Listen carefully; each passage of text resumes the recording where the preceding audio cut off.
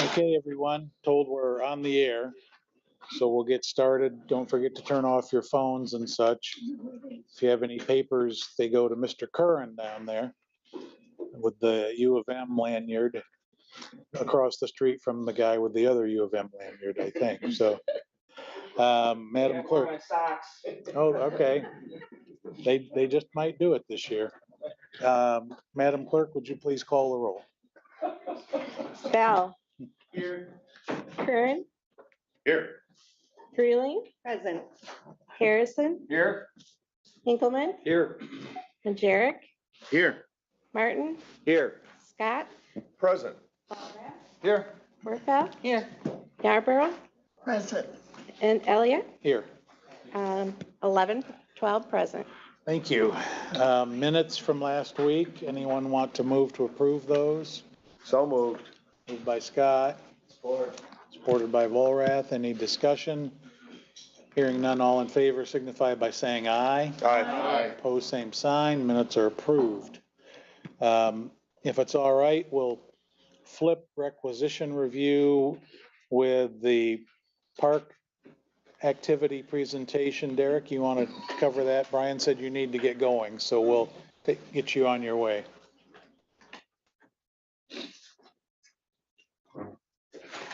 Show pictures. Yeah.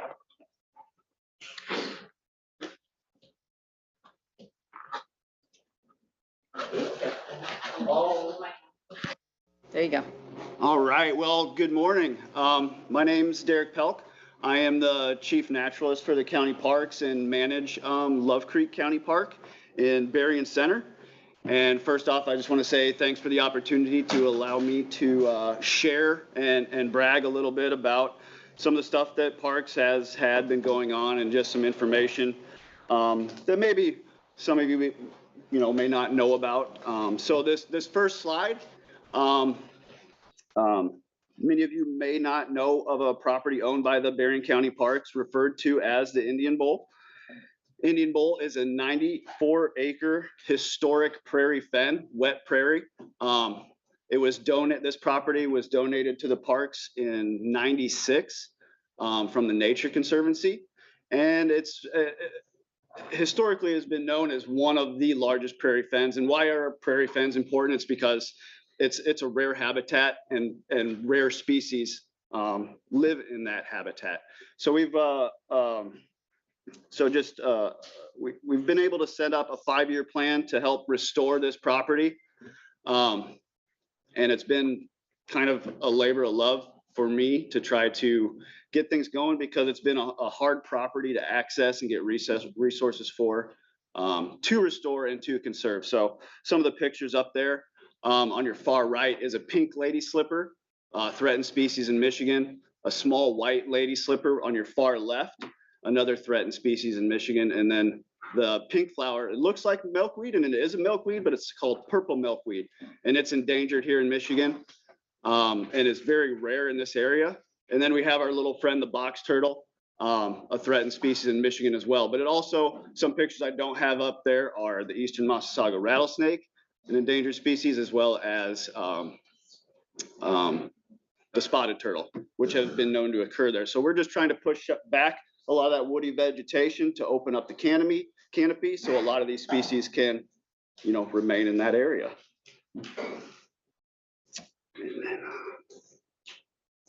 Oh, one of the fire picture. So one of the easiest ways to help push back the woody vegetation and die off some of the dead vegetation on the ground is through prescribed fires. And so in some of this plan, that's what we've been focusing on as we start. So it's just an easy and very effective way to do it. And a lot of these plants rely on seasonal or cyclical fires to reproduce and thrive. Love Biketoberfest. After a 2-year hiatus, we were able to pull off our 3rd annual Biketoberfest this last October. At first for this year, registration events have been pretty low for 2022. So almost 2 weeks before the event, we were nervous that we were gonna have to cancel it because we had less than 100 registered. But as weather conditions look to be pretty good, We ended up on the day of with over 200 registered. So it's an event we put on together with Bike Michiana Coalition and Evil Check Brewery. So with those 200 registered for Bike Michiana Coalition, we were able to raise over $7,000 for them, which they help develop basically bike trails, non-motorized trails and stuff. And then for Berrien County Parks, we were able to raise over $6,000 and the addition of 2 donated Child's Trek wide tire bikes that will be used this winter. So kids even at a younger age get a chance to come out and try fat tire biking in the snow, free of charge. So it's pretty exciting. The next event is actually scheduled for this next October 9th, 2023. So put that in your calendar. Here is, in July, we welcomed our newest animal ambassador, Julio. So historically, we've had primarily reptiles and amphibians. So we were super excited to get this little guy. We did have a donation style naming contest, and Julio raised the most money. And so that's how we came up with his name. And so first I wanted to give props to our maintenance staff for constructing an awesome exhibit that we were able to deck out with some branches and plants right there at Love Creek. But acquiring a non-releasable owl is really not that easy. There's a permit with the MDNR and a permit with the U.S. Fish and Wildlife that need to be attained before you can even submit that permit. The habitat has to be built, the food has to be acquired, you have to have a vet, and you actually have to know the rehabber and specific owl you intend to acquire before you can even submit the permit. So the process was actually, took almost a year. So when we finally got him, we were super excited. But he was most likely, we got him from a rehabber in Vicksburg, and he was most likely hit by a car, maybe swooping in for a prey item, and damaged his left wing, which left him unable to fly. So he's non-releasable, but we hope to give him a great life, and we hope that we can educate a lot of students and people with him. And I think he's going to make a great addition to our park. And then last, we are getting, for the past several weeks, we have been preparing for snow. I know there's a lot of people who maybe aren't excited for snow, but we are. So we have skiing, cross-country skiing and skate style skiing, both for youth and adults there at Love Creek. And the middle pictures are kind of what we do to groom the trails to make them ski ready, which is pull different types of equipment on the snowmobile throughout roughly our 8 miles of groomed trails. So that includes skiing and fat tire biking that has to be packed and set and tracked and all those things to make them ready. A lot of people from all over the area come to Love Creek to ski, from Kentucky and Indianapolis and even further away when snow conditions are just right. So we also have snowshoeing and fat tire biking, like I said, for rent. And again, we have kids bikes as well. People come to Love Creek to fat bike again from all over the place because we have 3.5 miles of groomed trails. The season, the 2020-21 season, we decided to purchase our own bikes. We purchased 4 fat tire bikes for rent, and just in 2.5 months of that season, we are already able to pay for 2 of them. And on the weekends with good snow, they're rented out the entire day and even most weekdays. So on a good snow year, you know, we'll rent in those, you know, 4 to 6 weeks. If it's a good snow season, we'll rent over 900 skis, over 200 fat bikes, over 300 snowshoes, just in that little bit of time. So a lot of people come out to enjoy the winter recreation. For those of you that maybe have snowshoe or fat bike, we did add almost another doubled the snowshoe trail distance and diverted some of the fat bike trail to avoid some wet spots. And that's really all I had. There are some newsletters and some price sheets and even maps for anyone to look at in case you're interested in coming out to Love Creek this winter and trying out some of that recreation. So again, thank you for your time. Yeah. How is the employee situation? As On busy ski weekends, we can get awfully busy. But we're able to accommodate as long as I have my full staff there. Yep. Any other questions? Thank you. Thank you, Derek. Thank you. That's beautiful. Brian, do you want to do requisitions now and then do the senior center terms of appropriation? Yeah, so Mr. Chair, I received a call this morning from the chair of our admin committee asking questions about some recs that are on today's rec list. These tie back to activities that would be linked to our juvenile center. In an effort to try and get the information to Jim as well as to all of you, I reached out to the court. Elvin was available, so my hope was to just go through the rec list and get you all details on what these are as far as blanket recs, what services are provided, and what the history is tied to the juvenile operation. Jim, do you want to read through the recs that you had questions about? Thanks, Brian. Yeah, the requisitions that I needed a little more explanation on are 62595, 96, 97, 98, 99, 600, and 601. Ah, rats. My computer screen just went blank. Ah, there we go. I got it. So Elvin, I'll just turn it over to you. Those were the ones I had a question about. Okay, good morning. Good morning. I'm very pleased for covering the cost of residential placement of delinquent youth that are under the court's jurisdiction. So these are all different residential treatment facilities. Some of them are in Michigan and some of them are out of state where we place delinquent youth. And so I can go through those and kind of give you a little bit about the placement, where it's located, what the average per diem is, and so on, and walk you through that rec list. So the first one there, Bethany Christian Services, that's located in Grand Rapids. That's a residential treatment program where we send youth who have been adjudicated for sexual offenses, sexual assault offenses, certain types of sexual assault offenses, and it's a specialized treatment program for those youth. It's a residential, so they live there, and the average length of stay per kid is about a year of residential treatment. Question, Ellen? Yes, sir. The reason we send them there is because we do not provide that service? We do not provide that residential treatment service for that level of sex offender. Okay, thank you. In Berrien County, so we use them.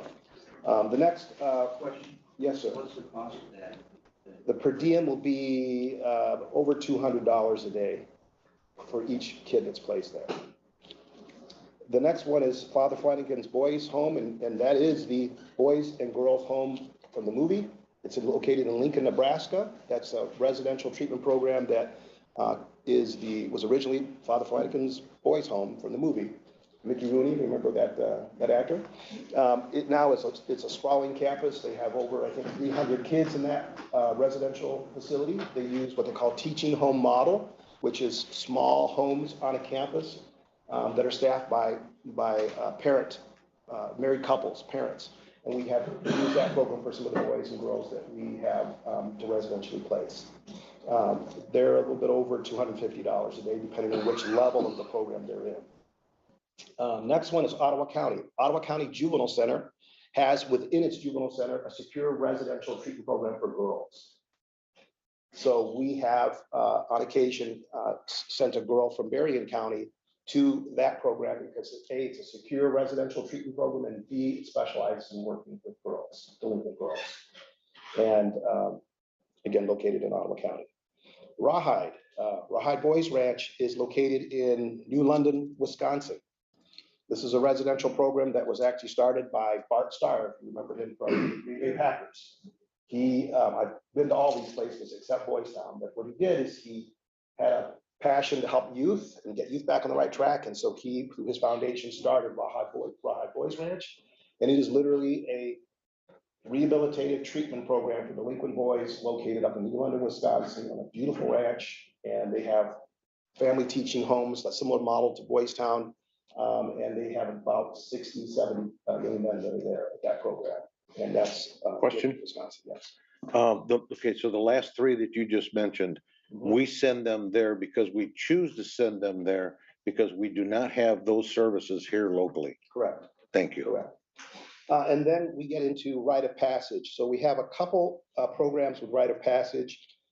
These programs, so rite of passage is the umbrella organization. That umbrella organization, I think, runs 12 residential treatment programs throughout the United States.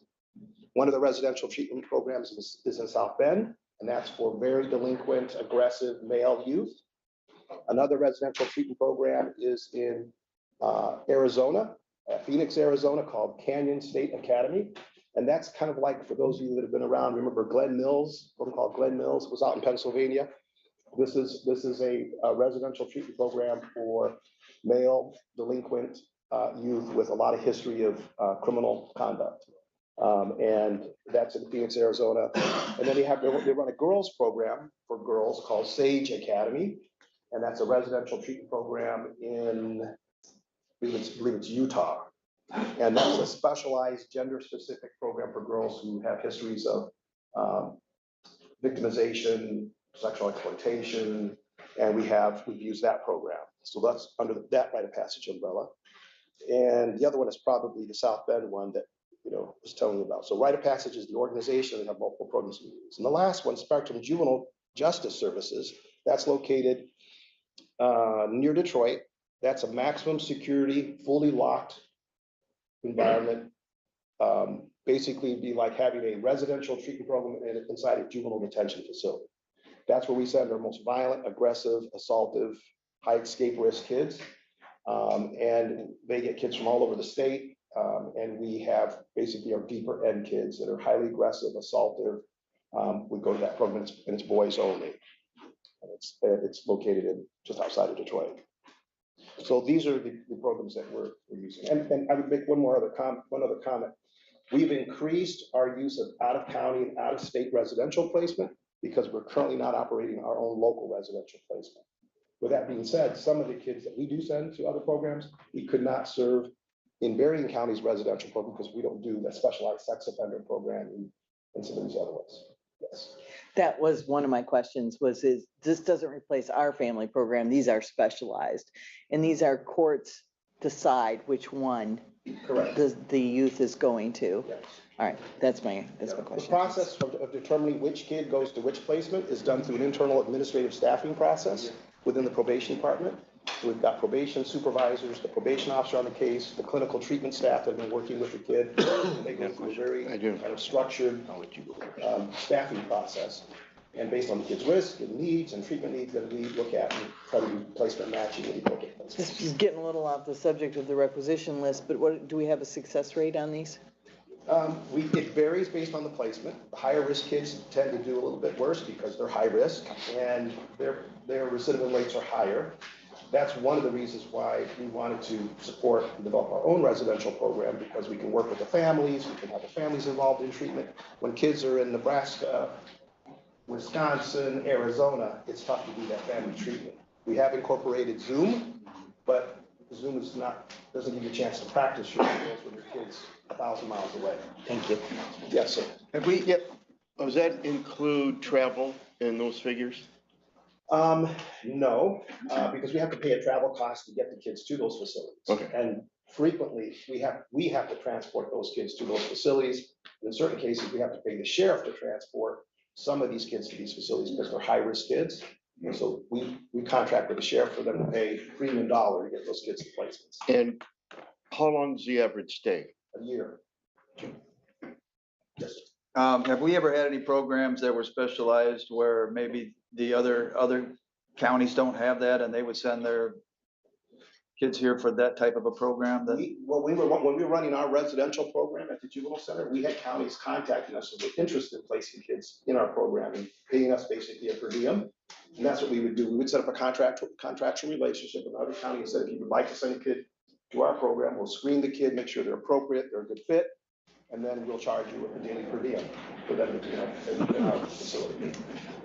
And just so you know, that I've already had reach outs from Cass County, Van Buren County, who are very interested because they are aware that we are in the planning and design and kind of conceptual stages of building a new juvenile justice facility. Cass County and Van Buren County have formally informed me that they'd be very interested in renting bed space from us, both in detention and residential, should we open it. You need to clarify something for me. You said, I believe to Commissioner Wolfle, you said that this placement is determined by the courts. Now, is this the Berrien County court system? Yeah. Or are you given standards by the state of Michigan for your decisions of the court placements? Okay, so all these youth that we're talking about are Berrien County youth. They're all under the jurisdiction of the Berrien County Trial Court Family Division. We have 3 judges who make the decisions about these cases: Judge Mayfield, Judge Berger, Judge Cosby. Those are the 3 family division judges. We have the legal jurisdiction of the case. We follow policy and internal standards, within the department, within our department, for determining which kids qualify to be residentially placed. And then we have an administrative staffing team made up of 2 probation supervisors, each of them with, I think, now over 20 years of experience doing this work. Don Jardine and Mike Malloy, they're on that staffing team. We've got clinical staff from our juvenile center that are on that team. And that team, along with the probation officer, review the kid's case. And they make a determination whether the kid meets the criteria for residential, and then we'd help decide what potential placements could accept that youth. And we send the packets to those placements. Their team reviews it and says, no, we can't take that kid, or yes, we can. And then we make a recommendation to the court at the next court hearing, and the judge makes a determination where the kid's gonna go, and then orders it. But I think let's finite more what I'm asking. What you're trying to say is, do we, the courts, you make the decision that here's the line, this person here has to go here, this person here has to go here because they don't qualify. So what you're saying is that Berrien County in your department is making those different grades Yes, sir. of, okay, so that's not coming from the state. Correct. Okay, that, I was just wondering, because the state has a good thing of sending down unfunded Yeah, mandates. this is All right, that was my question, because if the state comes up with these, No, the state, Okay. the state does not control the placements that we have of our court wards. They do have a say. If the kid is committed to the state, then they decide where a kid is gonna Right, go. okay. We place our kids. thank you. Yes, sir. If our residential was open, which of these programs would fit into that Where's the area? youth Yeah, that we send there? I clearly can see that some of the kids we send to Boys Town, some of the kids we send to Rite of Passage programs, we can serve in our local residential program. We have 18 slots in our residential program right now. 18 open beds that are not being used because we don't have the staff to run them. But we have 18 slots that we can have kids from Berrien County, not in out-of-county placements, not in out-of-state placements, but in our program, local, working with their families. okay. Any other questions? I just have one last final question.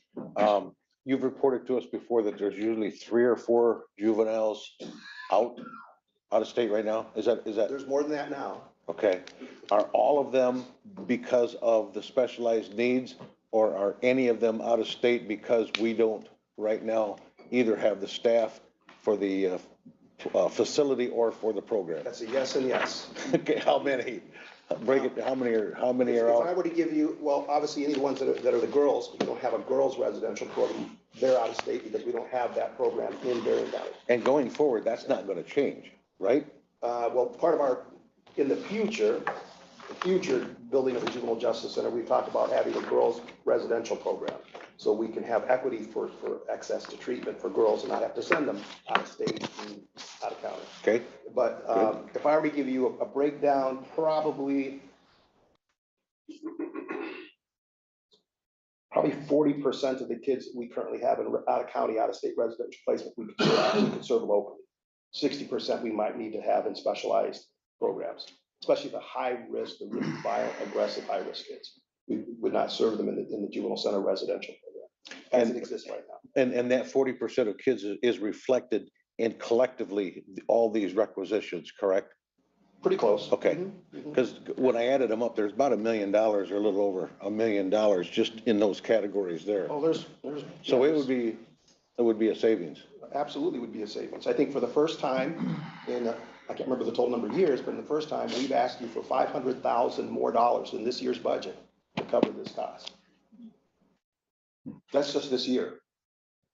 If we don't have our residential program operating next year, we'll be bumping up our budget, because this is what we have to pay for these costs. And just some of the programs, their daily per diem is $474 a day, $474 a day, times 365, do the math, that's a lot of money per kid. With an average length of stay of 12 months, travel costs to get my staff to fly those kids out there, or to take them there, and all that stuff. So it is very expensive. And when I started in Berrien County 21 years ago, we had 135 kids from Berrien County in out of home, out of state residential placements. 135 kids. Today, as I stand here, we have less than 30. But that's because of a lot of the programs and services we developed and designed, including our own residential program, to keep kids local, keep them connected to their families, provide really good quality treatment for them at a much less cost. And right now, excluding the females, it's because we don't have the staff. Correct. Okay. I would open those programs in a heartbeat if I had fully trained, fully filled positions at the juvenile center. Absolutely. Okay.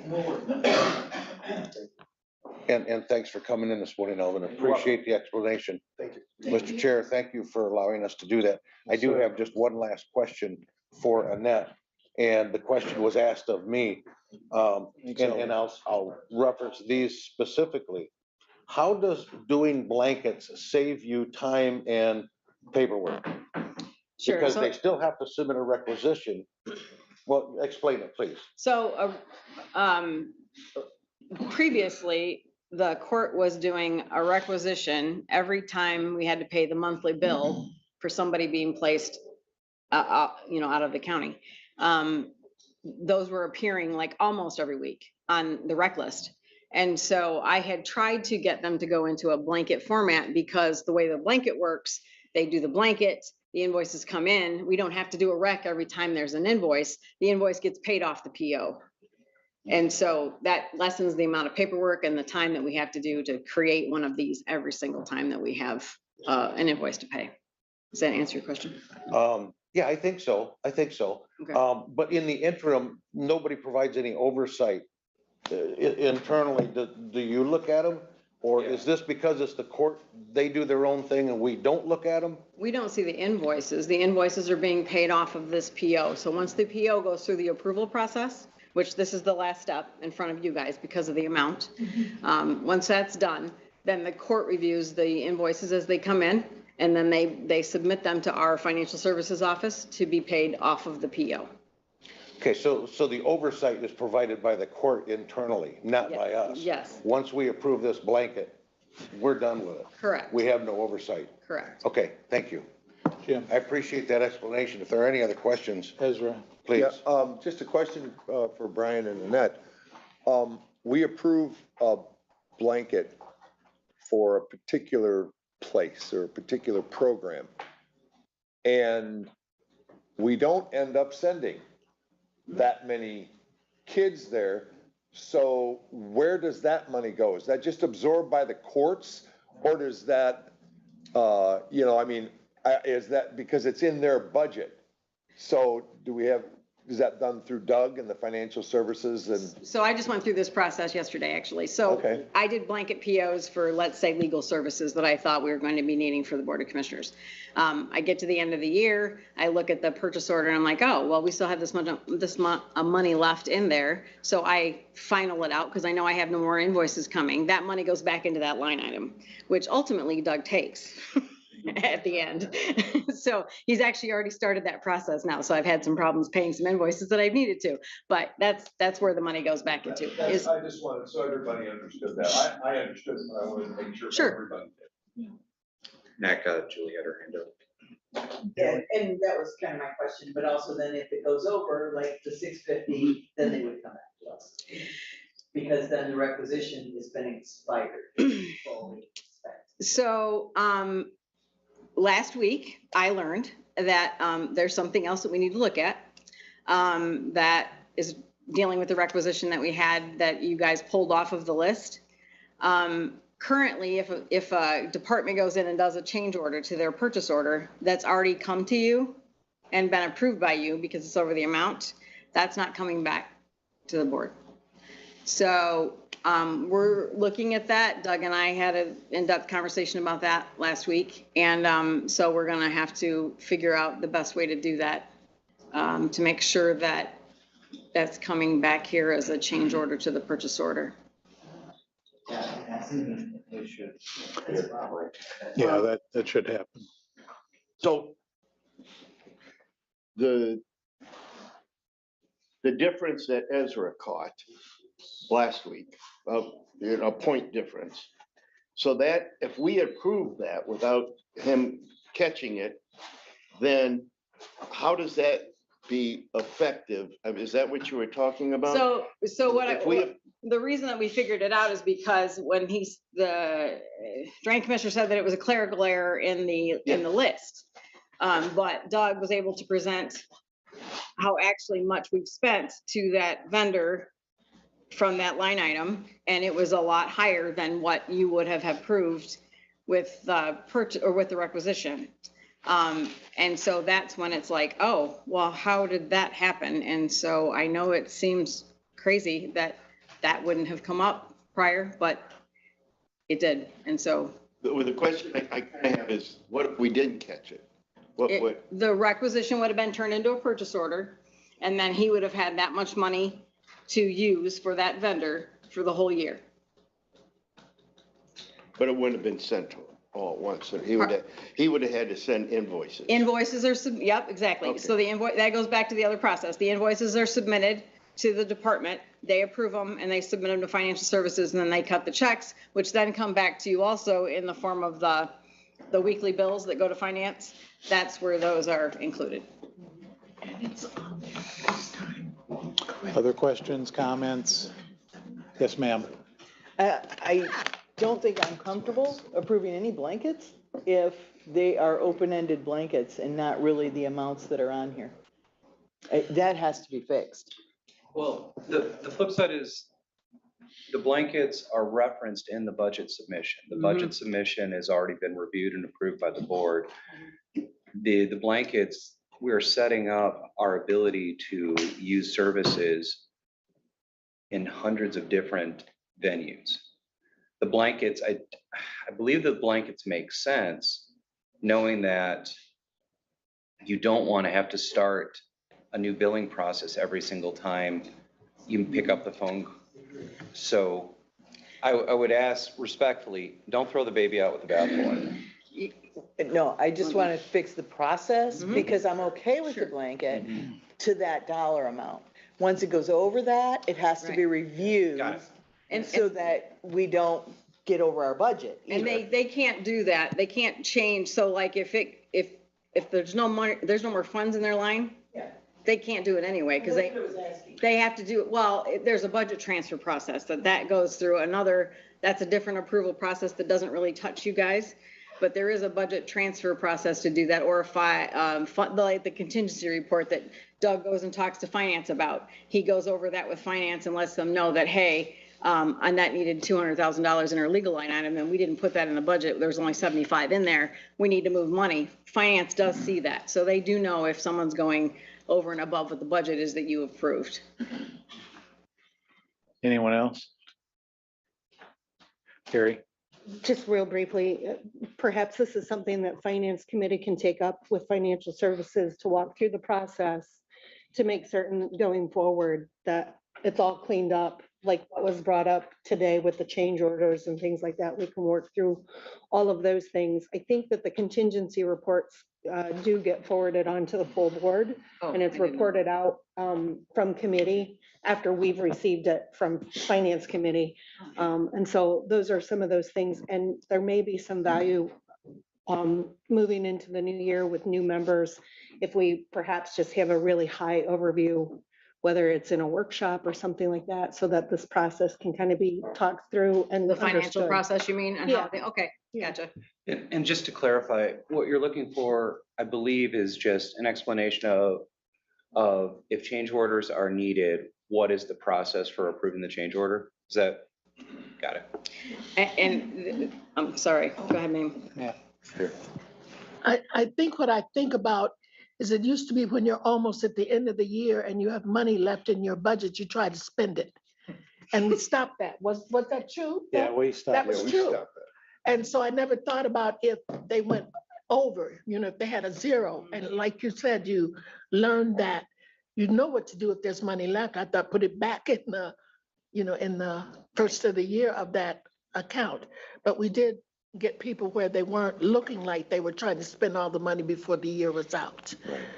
I can tell you that and I'm not saying it can't be done, but I am, the Munis product that we have for processing requisitions and purchase orders and change orders and all of that, the PO change orders do go through the process, but it's very difficult to look at, to look at what exactly is happening here and why is it happening here. Brian's department head meeting is this Tuesday.